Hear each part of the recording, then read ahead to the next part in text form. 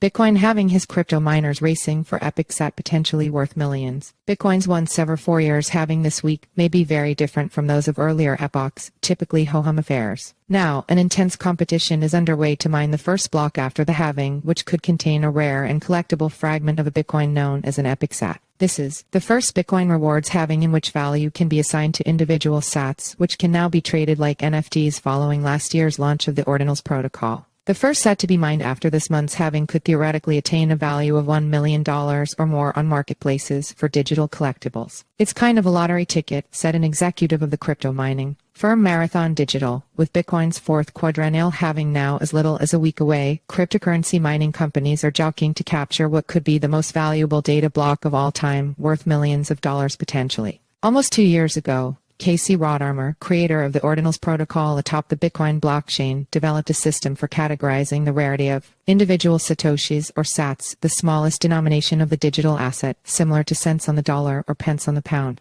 The reason for the system was because, following the launch of Ordinals in early 2023, these satoshis could be numbered and traded as if they were unique tokens. But each one could also be thought of as collectibles or a non-fungible token NFT, and as any collector knows, the price of a collector's item is often linked to its rarity. Rodarmer's scale went from uncommon, the first set of each block, all the way up to mythic, which is the first set of the first ever block on Bitcoin, presumably lodged safely in Bitcoin creator Satoshi Nakamoto's possession. So don't even think about obtaining that. Somewhere in between, but on the higher end of the scale, ranks the first set after a Bitcoin rewards halving, the start of a new epoch, in the blockchain jargon. It is classed as epic. Tristan, the founder of Ordiskin, thinks the set could be conservatively valued at $50 million by prospective Ordinals enthusiasts. See also, the Bitcoin halving really is different this time, so what's happening now is the first ever race for an epic sat. Since Ordinals was introduced prior, Bitcoin halvings were much more ho-hum, because there was little more than bragging rights at stake for crypto miners. And bets are on that this first ever epic sat could be valued very highly on Ordinals marketplaces. So if we take that Satoshi that is produced in an event that happens every 2 weeks to a sat that's produced just once every 4 years, I don't know what that's going to be worth, but it could be millions. Adam Swick, chief growth officer of mining firm Marathon Digital Holdings Mara, said in an interview.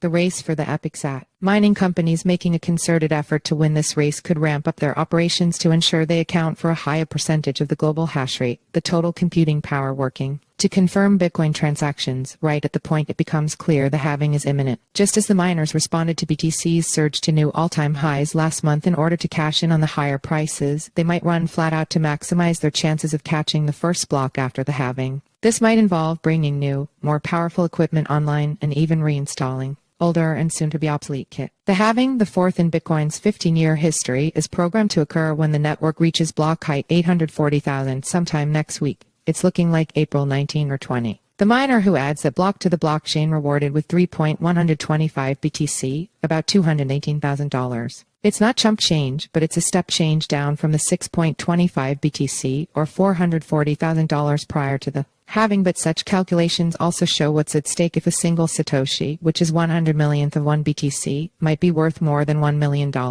This miner would then need to send 546 Satoshis, the minimum amount able to be sent over the blockchain in a transaction, also known as the dust limit, to a cold storage wallet. The first of the sats contained in this unspent transaction, Apodoxto, would be retroactively labeled as the first sat post-halving, since the Ordinals protocol defines sats on a first-in first-out basis. They'd essentially break the 3.125 BTC into two, one of which is incredibly small and has the first sat in it. The rest is just Bitcoin and doesn't have anything special about it, Tyler Whittle of Ordinals Project Taproot Wizards said in an interview. What would the first sat after the halving be worth? Tristan, founder of Ordinals Project Tracker Ordiskin, wrote in a blog post that under the Rodarmer rarity system, the first sat in the block alone could be worth at least $1 million.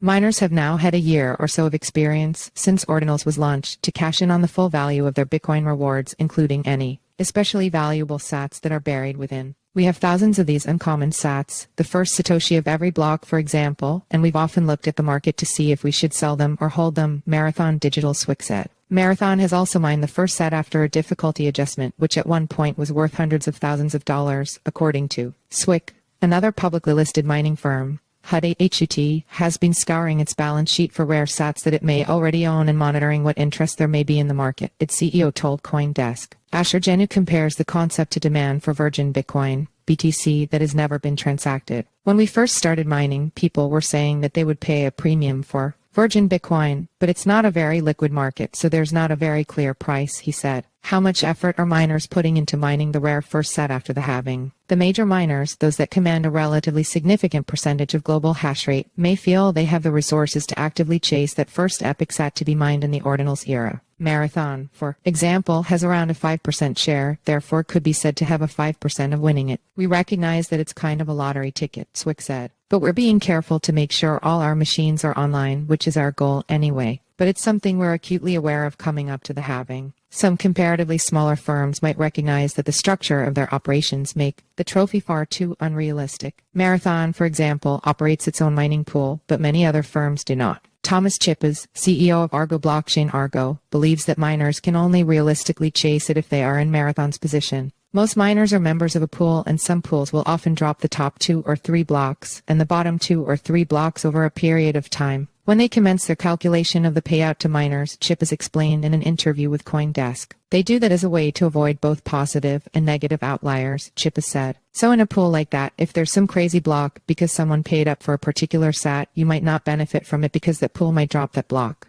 So we are interested in that revenue that a rare sat could bring, but we're also very practical, he said. What interest is there outside of mining firms? Swick imagined a use case for a futures market to develop around the mining of rare and epoch sats, whereby miners with substantial hash rate share are paid up front for rare sats they could theoretically obtain. Marathon's 5% global hash rate, for example, could lead an Ordinals trader to pay the company 5% of what they think the epoch sat will be worth. So, if the first post-halving sat could fetch $100 million, the trader pays Marathon $5 million with the promise that the firm hands over the epoch sat if their pool does win it. It could be super interesting if someone runs round to all the publicly listed mining firms prepaying them for the epoch sat, and then they have a 40% chance of winning it, Swick said. This has never been done before, and I'm frankly fascinated that a futures market like this has not emerged yet, he added.